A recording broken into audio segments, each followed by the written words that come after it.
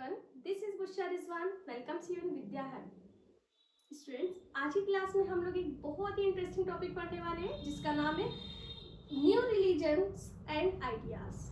Basically यहाँ पर हम लोग जानेंगे कि किस तरीके से हमारी सोसाइटी में एक तरीके से नए धर्म देखने को मिले और वो क्या रीजन रहा है जिसकी वजह से नए धर्म यहाँ पे पनपे।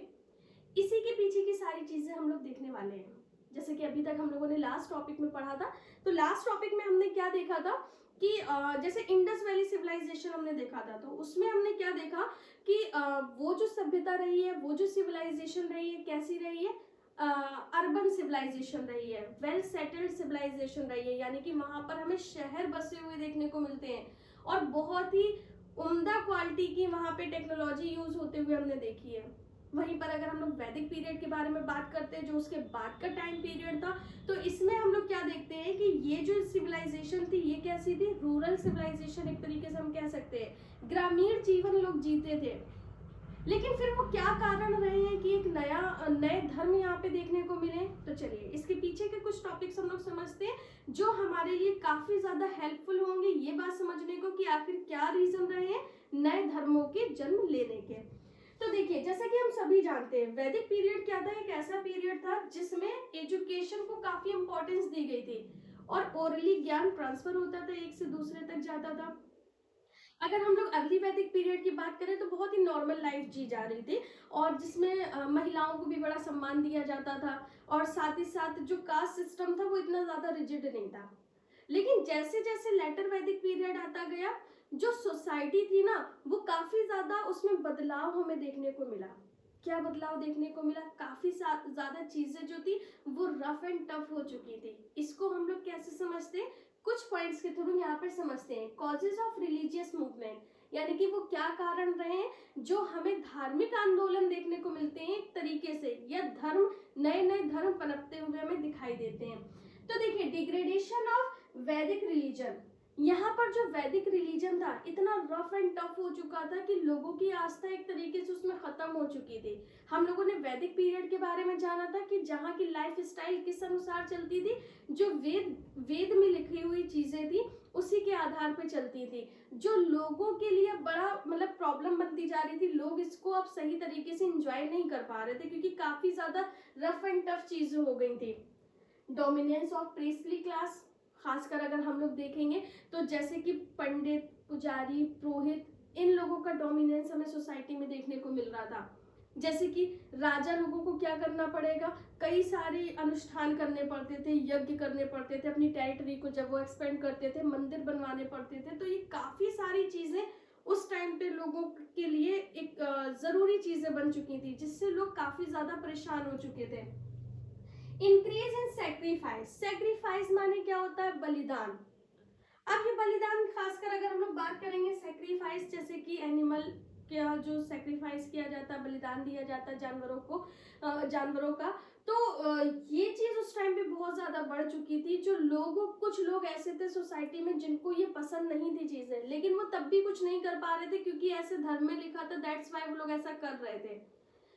नेक्स्ट था कास्ट सिस्टम। अच्छा, कास्ट सिस्टम अपने आप में एक बहुत बड़ा मुद्दा रहा था।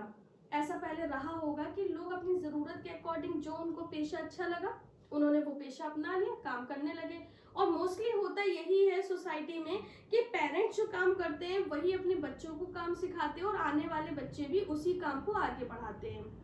लेकिन कास्ट सिस्टम में हम क्या देख रहे हैं, या वर्ण सिस्टम हम लोग इसको कह सकते हैं, इसमें अब हम लोग क्या देख रहे थे कि ये बहुत ही ज्यादा रफ एंड टफ हो चुका था कि जो पर्सन जो काम करता है वो वही काम करेगा, वो अपने पेशे को छोड़ के कोई और पेशा नहीं अपना सकता है। जैसे कि हम सभी जानते हैं, सोसाइटी का डिवीजन हम लोग जानते हैं, वर्ण सिस्टम हम लोग जानते हैं। वर्ण सिस्टम में हमने क्या देखा था, वर्ण व्यवस्था में हमने देखा था जहां पर सोसाइटी को 4 भागों में बांटा गया था, ब्राह्मण, क्षत्रिय, वैश्य एंड शूद्र। जहां पर ब्राह्मण क्या करते थे, उनको मैसेंजर ऑफ गॉड कहा जाता था, यानी कि गॉड के मैसेज देने वाले, और गॉड के समकक्ष ही रखा जाता था लगभग। क्षत्रिय यानी कि वॉरियर, जिनका ये कर्तव्य होता है कि अपनी टेरिटरी की सुरक्षा करना, अपने लोगों की सुरक्षा करना, जो कि राजा और उन लोगों से जुड़ी हुई चीजें होती थी। इसके बाद में हम लोग वैश्य के बारे में बात करते हैं। इसमें सारे आर्टिशियंस आ जाते थे, व्यापारी वर्ग आ जाता था जो काफी काफी वेल्दी होता था ये भी। लेकिन जब हम लोग बात करते हैं शूद्रों के बारे में, तो इनका कर्तव्य क्या था या इनके काम क्या थे कि इन तीनों वर्णों के लोग जो ब्राह्मण, क्षत्रिय एंड वैश्य थे, इनकी सेवा करना। अब इस टाइम पे लोग बहुत ज्यादा परेशान हो गए थे क्योंकि जो शूद्र थे उनका सोसाइटी में बहुत ही निम्न स्थान था, उनको काफी पीछे रखा जाता था, उनको वैसी फैसिलिटीज नहीं मिल पाती थी जो आम नागरिकों को मिलती थी। तो एक रीजन ये भी रहा होगा नए धर्म को अपनाने का। डिफिकल्ट लैंग्वेज ऑफ वेदास, इसके अलावा सिर्फ ब्राह्मण लोग ही क्या कर सकते थे, वेद ग्रंथों को पढ़ सकते थे जो कि टफ संस्कृत लैंग्वेज में लिखे होते थे। और हम सभी जानते हैं उस टाइम पे लोग कौन सी लैंग्वेज यूज करते थे, पाली एंड प्राकृत। तो लोगों को समझ में ही नहीं आते थे आधे श्लोक कि ये है क्या, क्योंकि वो संस्कृत लैंग्वेज में होते थे और लोग उस धर्म के मैसेजेस को नहीं समझ पाते थे, तो उनको धर्म समझ में भी नहीं आता था। ये भी एक बड़ा रीजन बना था कि जो दूसरे धर्म हुए वो दूसरे धर्म उनकी जो लोकल लैंग्वेज थी उस लैंग्वेज में उपदेश देते थे, तो फिर लोगों का कन्वर्जन यहाँ पे देखने को मिल रहा है। नेक्स्ट है economical rise of the Shudras. यहाँ पर हम लोग देख रहे हैं कि जो शूद्रास है, शूद्र है, उनकी जो लाइफ स्टाइल थी वो काफी डाउन हो चुकी थी। लेकिन वहीं पर जब वो दूसरा धर्म अपना रहे थे तो वहां पर किसी भी तरीके की रोकथाम नहीं थी कि आप ये काम कर सकते हो, ये काम नहीं कर सकते हो, यानी कि इक्वालिटी उन्हें देखने को मिल रही थी। दैट्स वाई इनका जो इकोनॉमिकल स्टेटस था वो राइज हो रहा था और ये एक बड़ा रीजन बना था इनका धर्म परिवर्तन करने का। तो बेसिकली हम लोग देख सकते हैं यहाँ पर कुछ ऐसे पॉइंट्स हैं जिसके थ्रू हम ये समझने की कोशिश कर सकते हैं कि हाँ ये वो रीजन रहे होंगे जिसकी वजह से लोगों ने अपने धर्म को बदला, अपने आप को बदला या दूसरे धर्म को अपनाया। चलिए अब हम लोग बात करते हैं कि वो कौन कौन से धर्म थे जो सोसाइटी में आए और लोगों ने एक्सेप्ट किए। तो सबसे पहले हम लोग बात करते हैं बौद्ध धर्म के बारे में, जो काफी दूर दूर तक फैला। प्रेजेंट डे की अगर हम लोग बात करते हैं तो श्रीलंका, चाइना और कोरिया वगैरह, आप उधर की साइड में जैसे ही बढ़ोगे ईस्ट की साइड में तो आपको बौद्ध धर्म के अनुयायी मिलते जाएंगे। हालांकि इनका बौद्ध धर्म का संबंध हमारे भारत से है। हमारे भारत में अगर हम लोग बात करेंगे तो गौतम बुद्ध का यहाँ पे नेपाल और जो बिहार है इस साइड में उनका सारी चीजें रही हैं। बट फिर भी हम अगर देख रहे हैं कि बौद्ध धर्म सबसे ज्यादा कहाँ फैला, तो चाइना वगैरह में हमें देखने को मिलता है। ये भी एक रीजन है कि बौद्ध धर्म पहले फैला, लोगों ने अपनाया, लेकिन जब सनातन धर्म देखा कि वो पिछड़ता जा रहा है तो जो ब्राह्मण वगैरह थे उन्होंने प्रयास किया और अपने धर्म को आगे लेके आए। तो चलिए अभी हम लोग बात करते हैं बुद्धिज्म के बारे में। बुद्धिज्म यानी कि बौद्ध धर्म। तो बेसिकली स्टार्टिंग कहाँ से होती है, सोसाइटी में बहुत ज्यादा चीजें खराब हो रही थी और यही टाइम था जब नए धर्म का उदय होना स्टार्ट हुआ। होता है ना कि जब ज्यादा प्रॉब्लम होती है तो कहीं ना कहीं से लोगों को एक होपफुली कोई चीज दिखाई देती है तो लोग उसकी तरफ आगे बढ़ते हैं जहां से उन्हें उम्मीद होती है कि सारी चीजें सही हो जाएंगी। तो यहाँ पर भी बौद्ध धर्म के बारे में हम लोग बात करेंगे। तो बौद्ध धर्म में अगर हम लोग बात करेंगे तो यहाँ पर हम देखते हैं कि बुद्धिज्म जो धर्म है, Buddhism was the most significant and popular of all the new religions. यानी कि जितने भी नए धर्म उस टाइम पे बन रहे थे तो सबसे ज्यादा पॉपुलर, सबसे ज्यादा फेमस, सबसे ज्यादा इजिली एक्सेप्टेबल जो रिलीजन था वो बुद्धिज्म ही था। स्टार्टिंग कहाँ से होती है, तो ये बहुत ही इंटरेस्टिंग स्टोरी है इसके पीछे भी। यहाँ पर हम लोग बात करते हैं कि जो जिन गौतम बुद्ध के बारे में हम लोग बात कर रहे हैं, गौतम बुद्ध कोई और नहीं, एक बहुत बड़े राजकुमार थे। इनका जन्म जहाँ पर हुआ था तो इनको पूरी टेरिटरी मिली हुई थी। तो Siddharth Gautam was the founder of Buddhism. Siddharth Gautam नाम याद रखिएगा, गौतम बुद्ध के जो असली नाम है वो सिद्धार्थ नाम है। गौतम नाम उन्हें क्यों मिला, क्योंकि जब चलिए आगे हम लोग देखते हैं। Siddharth Gautam was the founder of Buddhism. ये सभी हम लोगों को याद रखना है कि सिद्धार्थ गौतम जो थे वो बुद्धिज्म के फाउंडर थे। अब इनके पिताजी का क्या नाम था, माताजी का क्या नाम था, तो he was the son of Shuddhodana and Shakya king of Kapilavastu and his queen Maya. इनका जन्म जो हुआ था या इनके माता पिता का नाम था, इनकी माँ का नाम था माया और इनके जो पिता थे उनका नाम था शुद्धोधन। इनकी ये संतान थे, कपिलवस्तु के ये राजा थे। He was born in the Lumbini group in Lumbini ग्राम इन नेपाल। इनका जन्म कहाँ हुआ था, तो इनका जन्म लुम्बिनी ग्राम में हुआ था जो कि नेपाल की साइड का एक एरिया है। कब हुआ था? तो ऐसा माना जाता है 566 BCE। ये सारी जानकारी हमें कहाँ से मिली है? तो हमें जो बौद्ध साहित्य मिला है उससे ये सारी हमें जानकारी मिली है। देखिए, ऐसा कहा जाता है कि जब माया, जो इनकी माँ थी महामाया, जब ये प्रेग्नेंट थी तो इन्होंने एक सपना देखा था जिसमें इन्होंने देखा था कि एक ऐरावत यानी कि एक बहुत बड़ा सा हाथी है जो इनके सपने में आ रहा है, कमल का फूल पकड़े इनकी तरफ बढ़ा चला आ रहा है और धीरे धीरे करके उनमें समाहित हो गया है। बहुत ज्यादा डर गई थी। किसी सन्यासी को बुलाया गया, साधु जी को बुलाया गया, उनसे पूछा गया कि आखिर इस सपने का मतलब क्या है।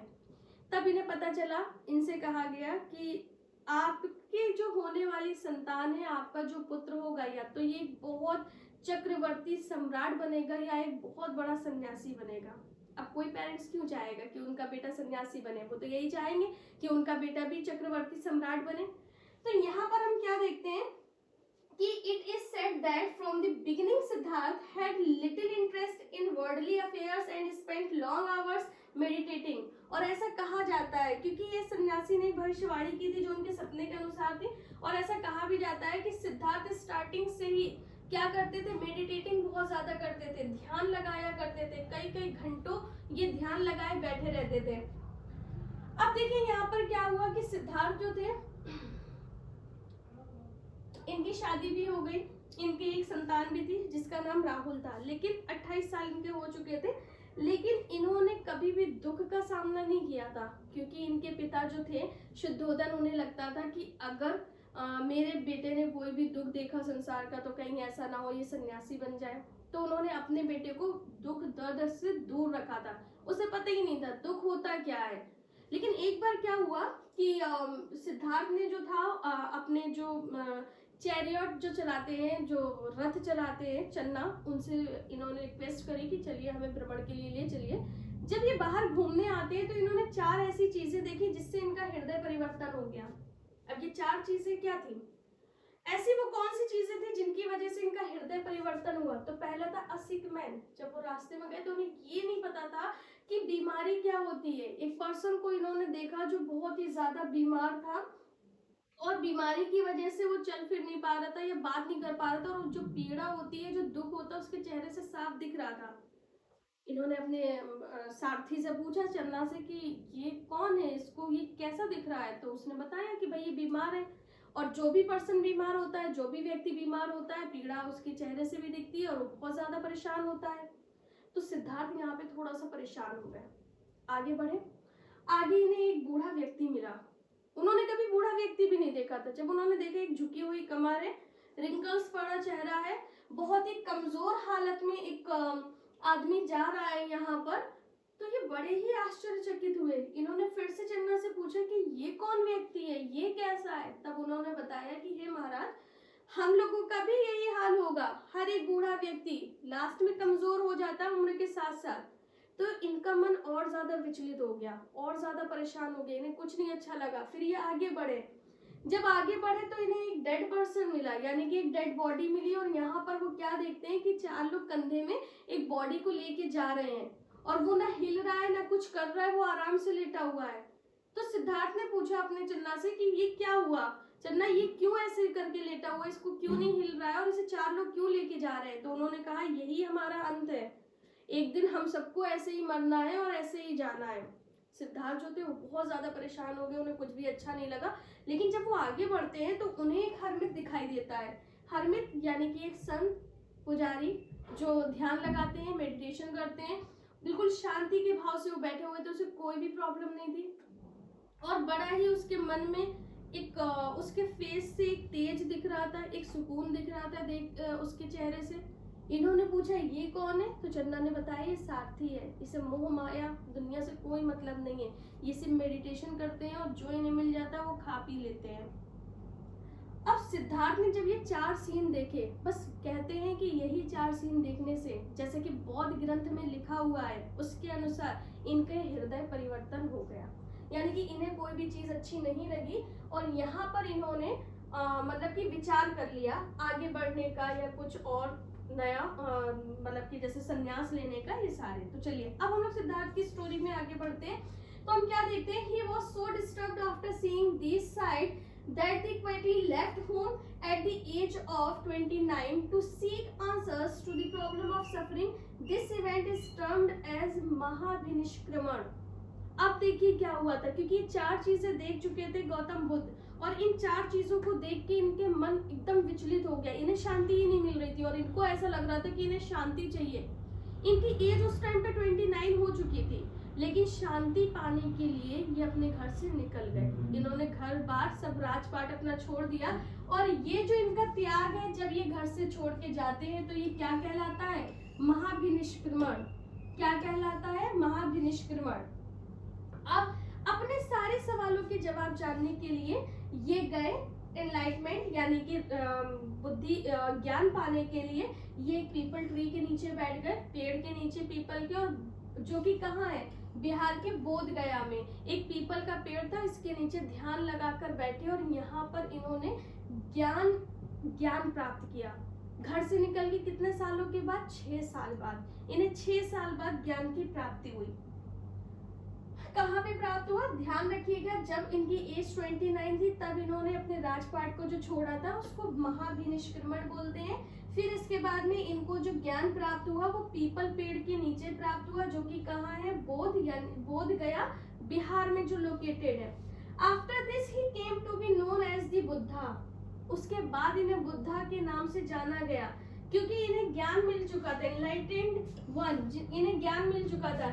He delivered his first sermon at Sarnath. Sermon means क्या होता है?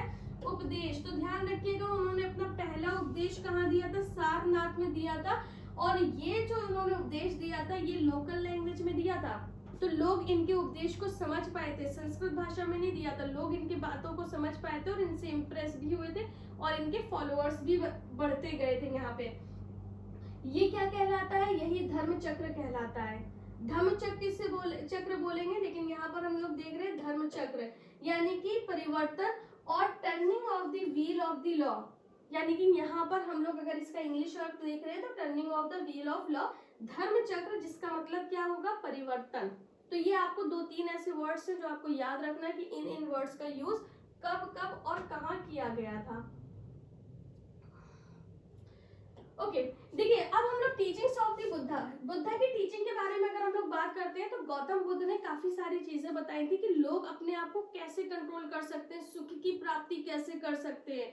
बेसिकली इंसान जो है यहाँ पर मौजूद है तो कुछ ना कुछ ऐसी चीजें होती रहती हैं जो वो सुखी दुखी उसके जीवन में बना रहता है, सुख दुख। तो ऐसी वो क्या काम है, वो क्या चीजें हैं जो इंसान करके हमेशा इन चीजों से मुक्ति पा सकता है। तो गौतम बुद्ध ने कुछ चीजें बताई थी। His main teachings are content in the 4 noble truth. 4 जो सच्चाई थी इसी के ऊपर उनकी टीचिंग बेस्ड थी। जैसे there is suffering in this world, उन्होंने कहा था कि इस संसार में सिर्फ दुख ही दुख भरा है, जो इस संसार से मोह माया करते हैं वो हमेशा दुखी रहेंगे। बेसिकली इनका कहने का ये मतलब था। Each suffering has a cause. अब ये सफरिंग क्यों होती है, दुख क्यों भरा है, उसके पीछे, हर दुख के पीछे कोई ना कोई कारण होता है। अब ये कारण क्या होता है? The cause is desire और thirst, तन्हा। यानी कि यहाँ पर हम लोग बात करेंगे ये कारण क्या होता है? जो खुद की इच्छाएं होती हैं। जैसे मान लीजिए अभी अगर हमें खाना नहीं मिल रहा है तो हम खाने की इच्छा करेंगे, जब हमें खाना मिल जाएगा तो हम कहेंगे नहीं, हमें सोने के लिए आराम से एक बिस्तर भी चाहिए। जब हमें बिस्तर भी मिल जाएगा तो हम कहेंगे इंटरटेनमेंट के लिए हमारी टीवी भी होना चाहिए मेरे रूम में। तो ये क्या हमारी इच्छाएं हैं जो एक के बाद एक हमारी बढ़ती जाती है। तो उन्होंने क्या कहा था? इस संसार में सिर्फ दुख ही दुख है, जो इस संसार से मोह माया करता है वो हमेशा दुखी रहता है। और ये दुख क्या है? इसके पीछे कोई ना कोई एक कारण है दुख के पीछे, और ये जो दुख है ना इसके कारण क्या है, या कौन सा कारण है? तो ये कारण है उसकी खुद की इच्छाएं जो कभी नहीं खत्म होती हैं। अब उन्होंने ऐसा नहीं है कि ये रीजन सिर्फ बता दिए, लेकिन उन्होंने सोल्यूशन भी बताया। सोल्यूशन क्या था? It is possible to put an end to suffering if desire is removed by following the 8-fold path। उन्होंने ऐसा कहा था कि हम लोग अपनी इन इच्छाओं से या इस मुसीबतों से छुटकारा पा सकते हैं अगर हम लोग 8 मार्ग जो उनके बताए हुए उस पे चलेंगे, जो गौतम बुद्ध ने बताए थे। अब देखिए वो 8 मार्ग कौन कौन से थे, ये देखिए।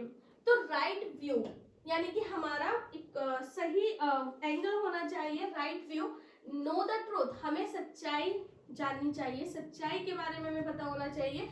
Right intentions, free your mind of evil, हमें अपने दिमाग को जो बुराइयां हैं, जो गलत चीजें हैं, उससे आजाद रखना चाहिए।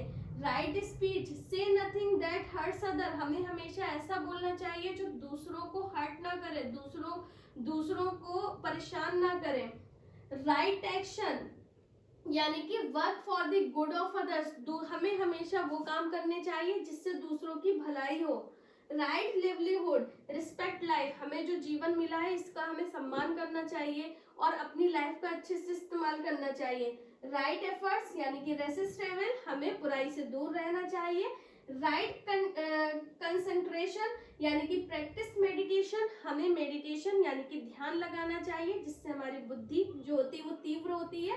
Right mindfulness means control your thoughts, जो हम लोगों के मन में बहुत तरीके के थॉट्स आते रहते हैं कि ये होगा वो होगा, ऐसा क्यों नहीं हुआ, वैसा क्यों नहीं हुआ, इन सारी चीजों को हमें कंट्रोल करना चाहिए।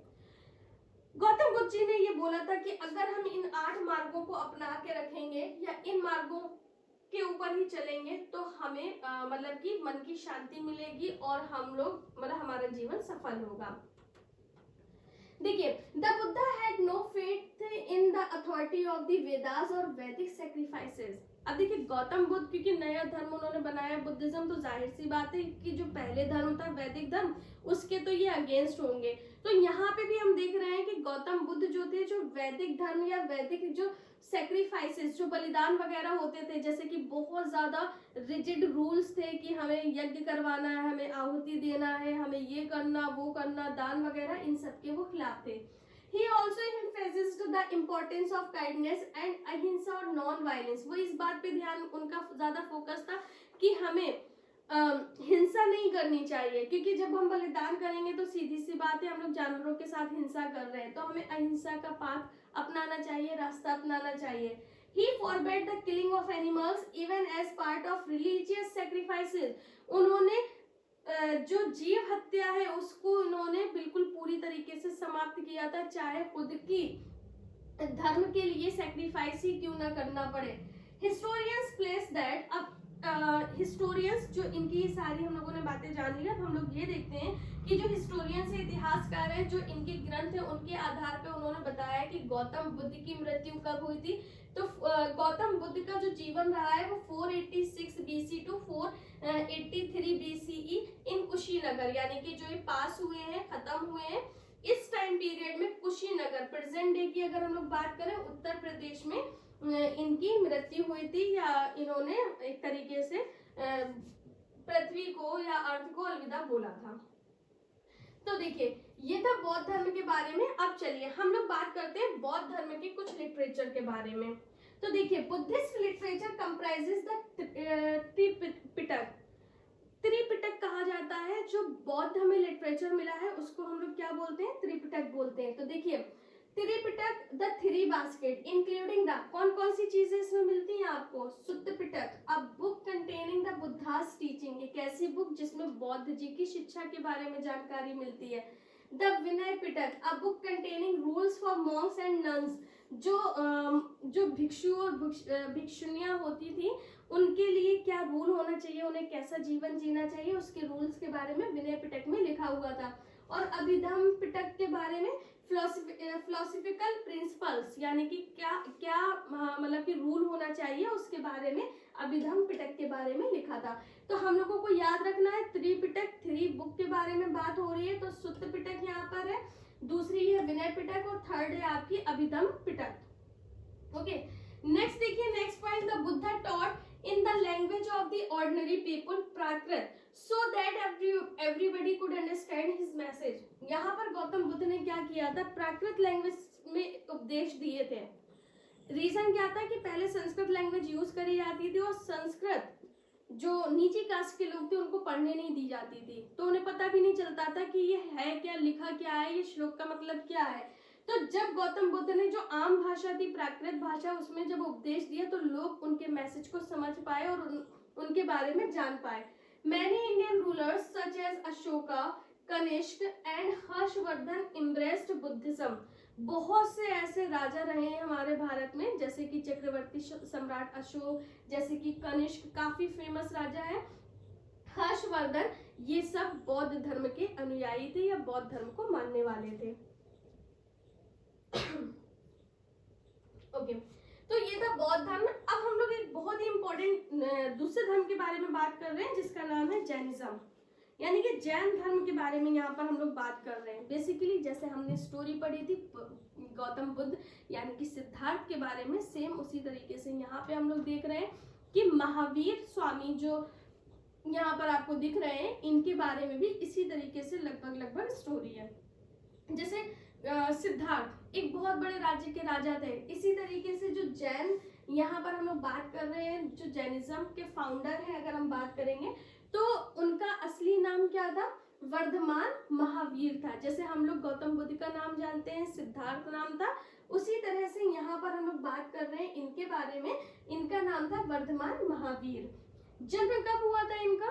तो इनका जन्म हुआ था 599 BC at Kundagram in the present day Vaishali district of Bihar. सोचिए बिहार के लोग कितने स्कॉलर पर्सन देखने को मिलते हैं वहां पे, महात्माओं तक का वहां पे जन्म हुआ है। तो he was born in 599 BC, इनका जन्म हुआ था 599 BC में। और प्रेजेंट डे पे अगर हम लोग बात करते हैं तो बिहार में वो जगह है वैशाली, बिहार में कुंडग्राम, उस टाइम पे वो एरिया था। इनके पिता के बारे में अगर हम लोग बात करते हैं तो his father Siddhartha was a Kshatriya clan, क्षत्रिय वंश के ये राजा थे। और his mother was a Lichchhavi princess, और इनकी जो माँ थी वो लिच्छवी राजकुमारी थी। The suffering of people disturbed him, same उसी तरीके से जैसे गौतम बुद्ध ने देखा था लोगों को परेशान और उनका माइंड भी डिस्टर्ब हो गया था, एक तरीके से बहुत विचलित हो गए थे और उन्होंने गृह त्याग दिया था। अपने 1 साल के बेटे राहुल को और अपनी पत्नी को वो छोड़ के चले गए थे। सेम यहाँ पे भी हम देख रहे हैं कि ये भी लोगों की समस्याओं से बहुत ज्यादा परेशान हो गए थे। And he left home at the age of 30, ज्यादा अंतर नहीं था, उन्होंने 29 में लेफ्ट किया था, इन्होंने 30 में। To seek truth and enlightenment, ज्ञान और सत्यता को पाने के लिए इन्होंने अपने गृह को त्याग दिया, जंगल की ओर चले गए ज्ञान प्राप्त करने के लिए। महावीर स्वामी जी। नेक्स्ट देखिए, ही फाइनली अटेंड कैवल्य। कैवल्य का मीन्स क्या होता है? एनलाइटमेंट, यानी कि ज्ञान, जो ज्ञान का प्रकाश है, उन्हें आखिरकार वो कैवल्य, वो ज्ञान प्राप्त हुआ। ही केम टू बी कॉल्ड जिना। अच्छा देखिए, गौतम बुद्ध को जो ज्ञान प्राप्त हुआ था वो उनको मेडिटेशन वगैरह जो भी वो करते थे उसके 6 साल बाद उन्हें प्राप्त हुआ। और जो जैन धर्म के महावीर थे वर्धमान जी, इनको जो ज्ञान प्राप्त हुआ था वो कब प्राप्त हुआ था? तो 12 साल बाद इनको प्राप्त हुआ था। कब? 12 साल बाद, कठोर तपस्या के बाद में। फिर इनको क्या कहलाने लगे? जिना कहलाने लगे। जिना का मीन्स क्या होता है? Conqueror, that is one who has conquered all feeling of sorrow and happiness, यानी कि विजेता इनको कहा गया है। और विजेता का यहाँ पे किससे तात्पर्य है? उस विजेता से जब हम लोग अपने दुख, अपने सुख के ऊपर जीत हासिल कर लेते हैं, उसको जीत लेते हैं, उसी को कॉन्क्वेरर बोला गया है। His followers came to be known as Jains, और जो उनके फॉलोअर्स थे यानी कि जो उनके अनुयायी हैं, क्योंकि इनको जिना कहा गया है और इस तरीके से इनको जैनास कहा गया है, यानी कि जैन्स बोला गया है। तो महावीर है priest in Magadha, Kosala, Videha and further east. तो महावीर ने अपने उपदेश कहाँ कहाँ दिए? मगध में दिए, जो कि अगेन ये भी बिहार का ही एक पार्ट है, कोसला, Videha and further east side में। ईस्ट साइड में इन्होंने टीचिंग अपनी की है। ही टीचिंग्स वर दी इन प्राकृत, इन्होंने प्राकृत लैंग्वेज में अपने उपदेश दिए हैं। A language largely understood by the masses, यानी कि एक ऐसी लैंग्वेज जो बड़ी संख्या में लोग उस लैंग्वेज को समझ सकते थे। अगर महावीर के बारे में बात करते हैं तो ये 527 BCE में पास्ट हुए, यानी कि इनकी मृत्यु हुई थी at the age of 72 at Pavapuri near Rajgriha के पास में 72 साल की उम्र में इनकी मृत्यु हुई थी।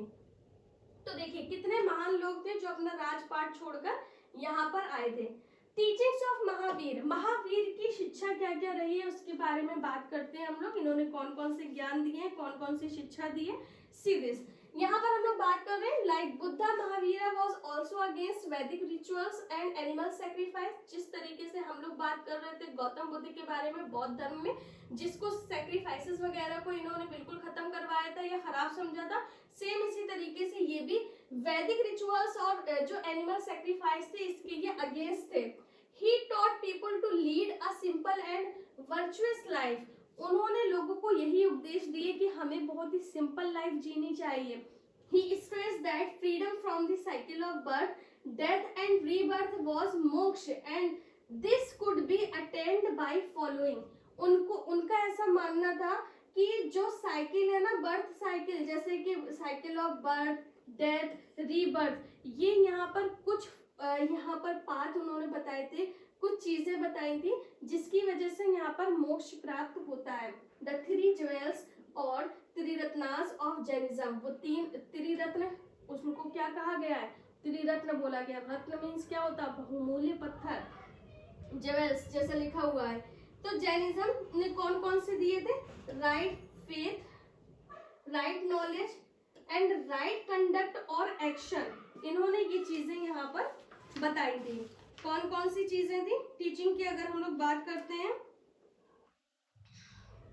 Right faith, right knowledge and right conduct और एक्शन, जिसको क्या कहा गया है, त्रिरत्न बोला गया है जैन लैंग्वेज में।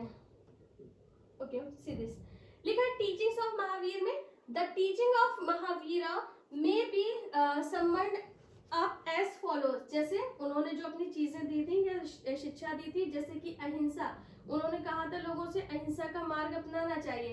तो non violence towards all being, हमें किसी के लिए नॉन वायलेंस नहीं, मतलब कि हमें अहिंसा नहीं अपनानी चाहिए किसी के भी प्रति। सत्य, स्पीकिंग द ट्रूथ, हमेशा सत्य बोलना चाहिए, सच्चाई का मार्ग अपनाना चाहिए। अस्तेय, the practice of not stealing, उन्होंने कहा था हमें कभी भी चोरी नहीं करना चाहिए।